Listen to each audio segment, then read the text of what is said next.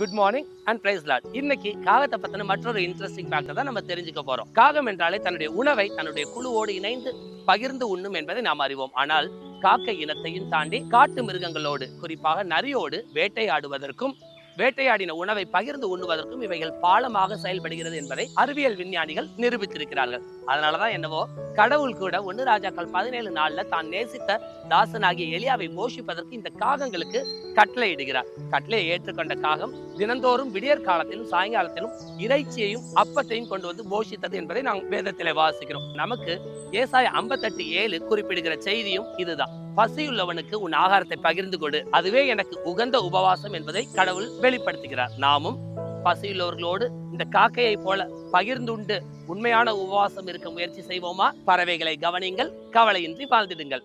God bless you. Have a good day.